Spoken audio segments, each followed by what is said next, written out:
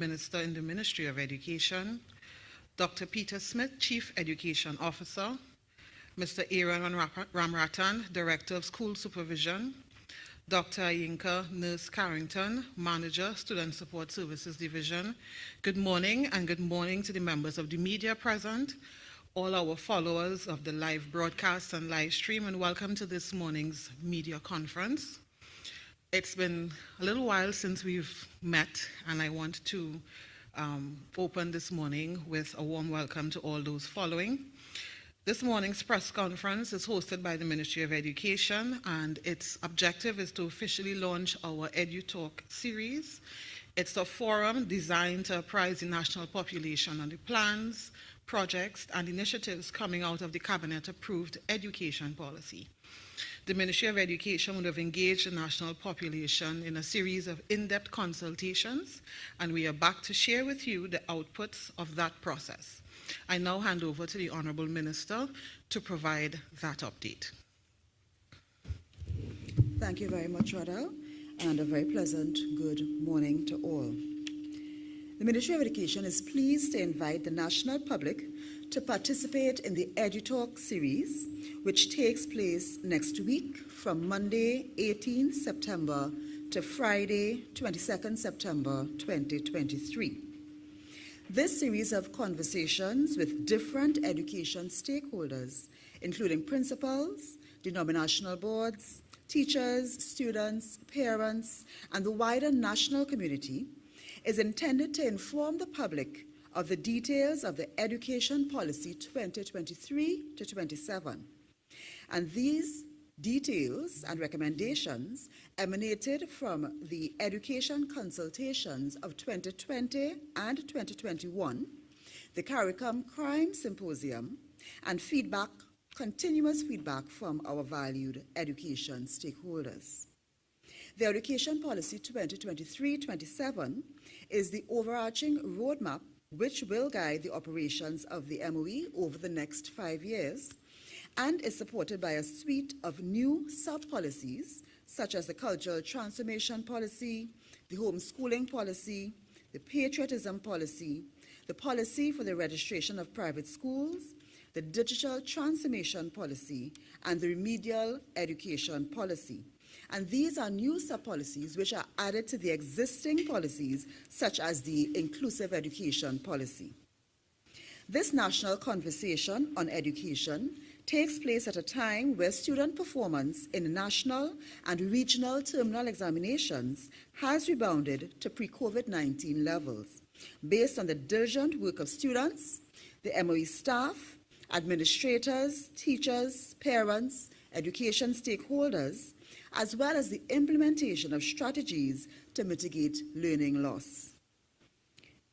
With regards to SEA, in 2019, 52% of students scored above 50% in the secondary entrance assessment, with 13.7% scoring under 30%. By 2022, when the worst effects of the COVID-19 experience were being observed globally, the percentage of students scoring over 50% in SEA slipped to 37%, with 28% scoring under 30%. In 2023, our SEA performance has rebounded, with 58% of students scoring over 50% and 13% scoring under 30%. With regards to CSEC, in 2019, the percentage of students attaining 5 subjects or more was 60%.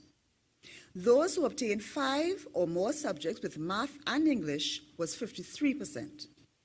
By 2022, the full brunt of the COVID-19 experience saw rates reduced to 53% with 5 or more subjects and 43% with at least 5 subjects, including math and English.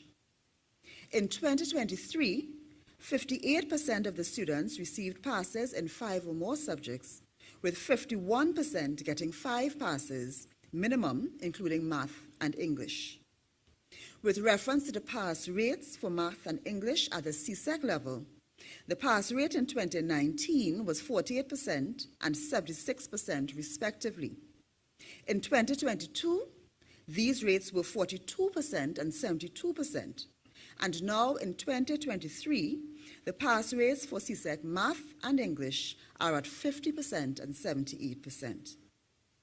The education system is now poised for transformative action, which has already begun and will continue based on implementation of the initiatives outlined in the Education Policy 2023 to 27 and its accompanying sub-policies.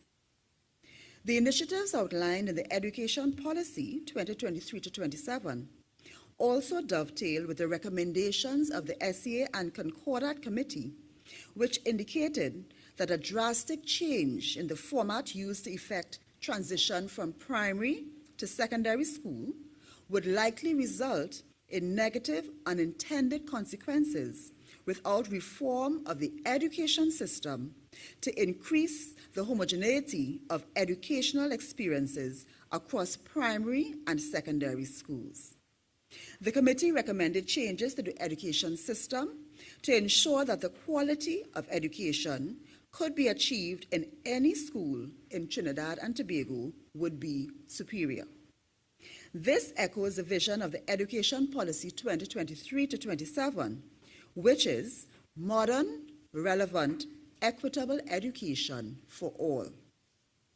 The committee proposed a general enhancement program at the elementary level, which was proposed to reduce the levels of underachievement prior to students reaching the transition point to head into secondary school. And that would support the improvement strategies at the secondary school level. The Education Policy 2023 to 27 is in accord with the suggestions and presents multifaceted solutions across 8 strategic areas. It underscores the importance of legislative updates, which is the amendment of the Education Act, human resource development, equity in quality education, curriculum reform, revitalization of TVET, or technical and vocational education and training, harnessing ICT for digital transformation, transitioning learners through the education system, and enabling student success. The sub-policies which support the education policy address in more specific detail the recommendations of the SEA Concordat Committee. Critical to the success of the implementation of the tenets of the education policy, which would be evidenced by the gradual transformation of the education sector, is inclusive stakeholder engagements. Edutalk, the series of education conversations which take place next week, is meant to engage our stakeholders on our strategic plan to transform education.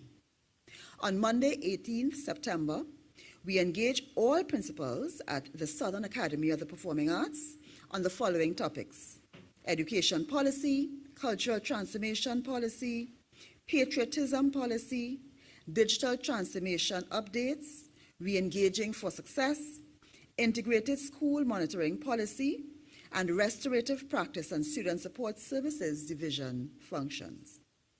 On Tuesday, 19th and Wednesday, 20th September, we engage in national community at Carripachaima West and El Dorado West secondary schools.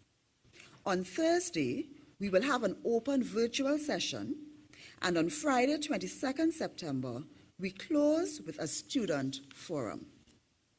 Members of the public are asked and invited to follow the MOE on our social media platforms and contribute to the discussion as we collaboratively transform education in Trinidad and Tobago.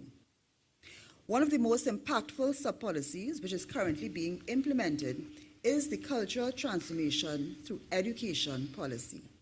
The main initiatives include the introduction of mandatory school activities, which is taking place in this academic year, curricular changes, timetable changes, changes in the student assessment framework, and changes in school operations. This must be accompanied by buy-in.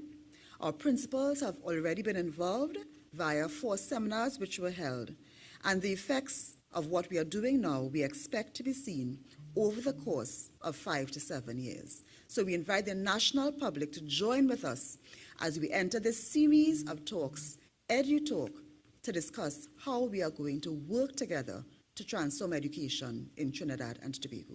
Thank you. Thank you, Honourable Minister. I now invite the members of the media present. Minister would have provided an overview of what is to happen over the next week. She would have provided an overview of what the intent, strategic intent of the education policy and the sub-policies. So I now invite you to pose questions related to the subject matter today to the Honourable Minister and the head table. The floor is now open. The officers in the room will guide.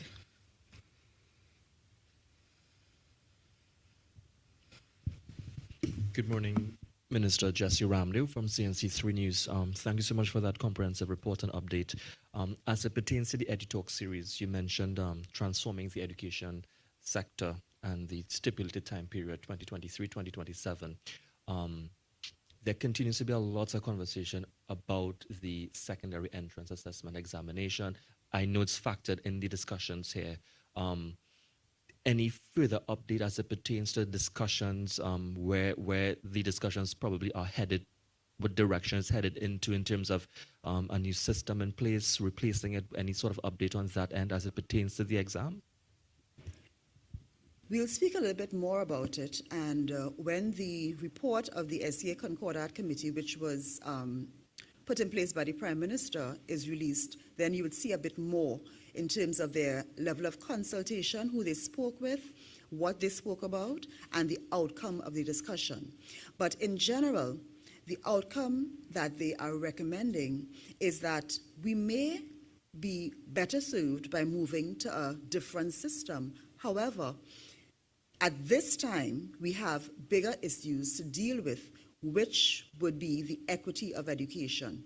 And that means that we have to deal with ensuring that no matter where a student goes to school, they can receive quality education, and that there are standards that would apply to what every student should be exposed to. Because what is expressed in the report is that even if we were to move to different systems that have been tried in different educational jurisdictions, there are inherent consequences that may be unintended, but that may serve to concentrate students even more than it is now in certain areas based on geography, based on the type of school they attend, and it will not give us the result we are looking for. So what they actually suggested is that we do exactly what this education policy speaks to, taking a deep dive into our education system and the quality of education that is offered. And in that way, when students are assured of a quality education wherever they are, it will remove this one competition and this need to get students into a particular school if they are to do well. That is at the basis of the queries that come with SEA, and so that is where we are focusing the attention first, dealing with what is offered across the board at all our schools.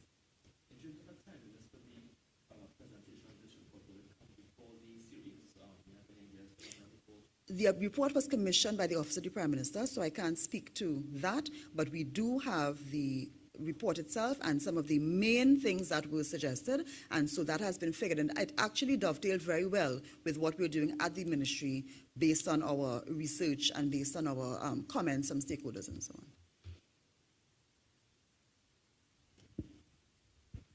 Good morning, Minister Ryan Hamilton Davis, Trinidad Newsday. Is there any anticipated topics coming from the EduTalk series that you may foresee some either parents or stakeholders coming forward with, and if there is any of those things, what do you do to anticipate those things, get information on it, etc.? Well, I don't know that there's anything that could come up in the EduTalk series that has not been very much ventilated on social media, ventilated in the mainstream media, and certainly by persons reaching out to me, parents, students, and so on these issues. The education sector has a lot of different things that combine and can make issues in our presentations. So we would have prepared, as you see, I'm seated here, Minister Maurice Julian, our Chief Education Officer, our Director of School Supervision, and our Director of Student Services. And the team together will be present at these series to further discuss anything that may come up and any issues that may be raised by the national public. We know there are many issues, and not all of them are negative. It is just a matter of us being able to address all that will come up, and we are prepared to do that. Sure. Yes.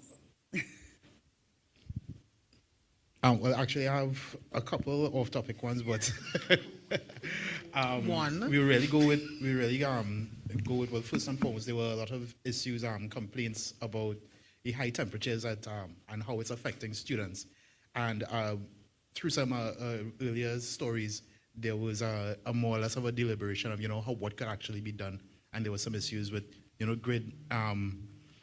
Power supply for air conditions, that kind of stuff like that. So I don't know if the ministry is looking into dealing with, high temperatures for schools, and if they are, what are they actually doing? I had some questions coming to me on that basis, and it made me wonder if persons are underestimating the operational supervision of the principals and the teachers at schools, who have been dealing with high temperatures in school since I certainly was a child. And, they would carry us out in the yard if it was amenable. They would request of parents to put up and buy fans. In some cases, the school would put up and get fans in certain areas, air-conditioned certain areas. This has happened, all through the time. We've been a tropical country, and it's been hot.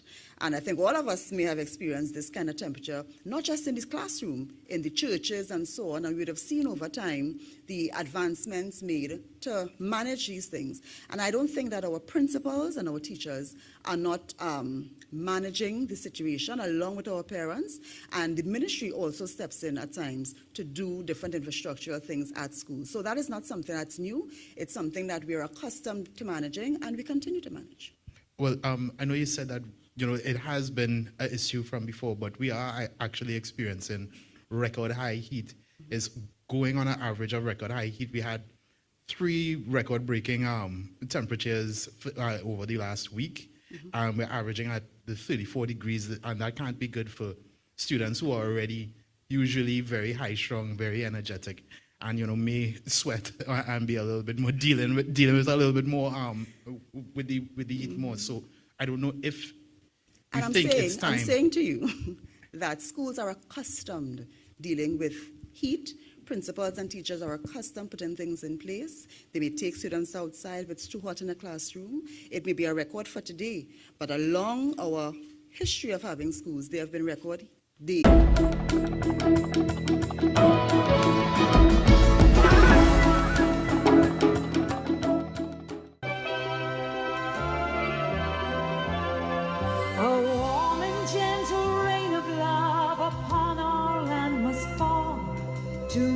The heart's own sunshine ablaze within us all. A many splendid people, different cultures all in one. We need each other's sun and rain to let the flowers bloom again. Our dream is truly big enough to nurture everyone. Our wills must work together. Our task is just begun. As we journey ever onward, let joy win over pain. Let's laugh and dream together, and let the flowers bloom again. Sing rainbows in the mountains, sing laughter in the rain, sing power to be and do. And let us all together unite forevermore, and let the flowers bloom again, and let the flowers bloom again.